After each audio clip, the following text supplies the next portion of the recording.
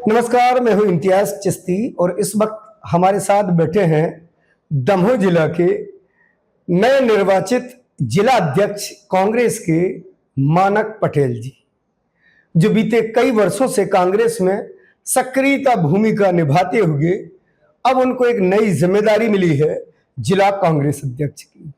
तो हमारे साथ मानक पटेल जी हैं, हम आज आपको उनसे रूबरू कराएंगे। मानक जी, सबसे पहले तो आपको बहुत बहुत शुभकामनाएं, मुबारकबाद। बहुत बहुत धन्यवाद जी।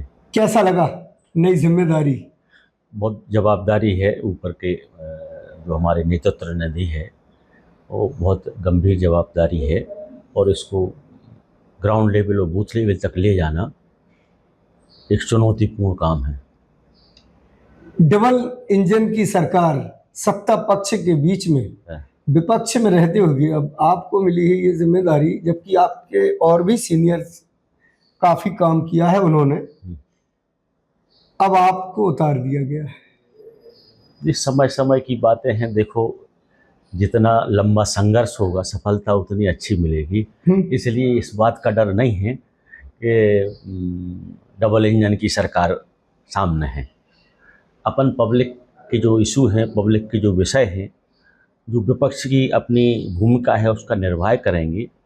पब्लिक और कार्यकर्ताओं का जो ट्रस्ट कम हुआ है कांग्रेस के प्रति, उसको पुनः वापस लाने का प्रयास करेंगे। कभी एनालिसिस किया है कि आखिरकार विपक्ष इतना कमजोर क्यों हुआ कि उसकी आवाज ही दब गई? कभी उसने कोशिश ही नहीं की आपके विपक्ष की भूमिका जो निभानी थी आपके जिम्मेदारों ने, वो विपक्ष होने के नाते न्याय नहीं किया? इस पे कुछ कभी एनालिसिस क्या है? इतनी बड़ी लेवल की बात तो अपन नहीं कर सकते आज की डेट में। हम लोकल स्तर की बात कर रहे हैं, हम प्रदेश स्तर की बात नहीं कर रहे हैं। हम अगर दमोह लोकल अपने विधानसभा और लोकसभा सार की बात ये है कि अगर अपन को सफलता नहीं मिल रही लंबे समय से, तो कहीं ना कहीं गलती अपनी है, उसको स्वीकार करना चाहिए।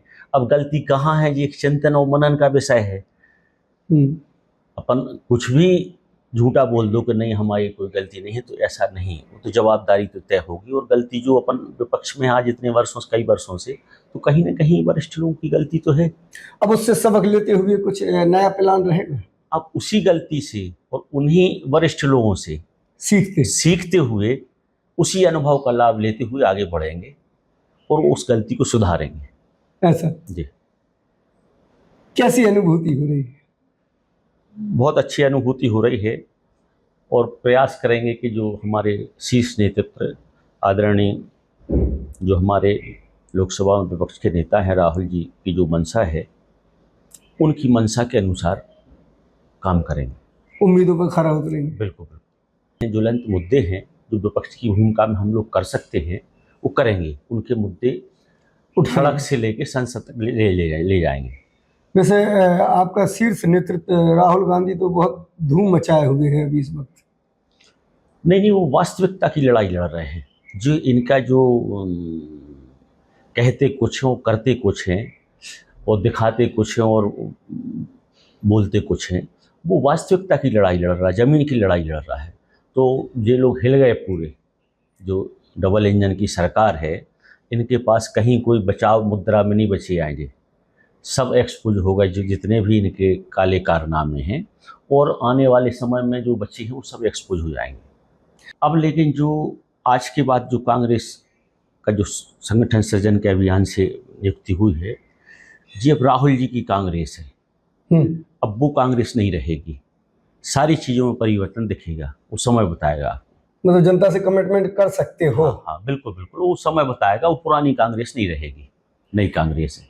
चलिए, बहुत बहुत शुभकामनाएं आपको। बहुत बहुत धन्यवाद। तो ये थे मानक पटेल जी। उनका साफ कहना है कि अब वो पुरानी कांग्रेस नहीं रही, अब नया दौर, नई कांग्रेस और नई जिम्मेदारी के साथ मैदान में उतरी है।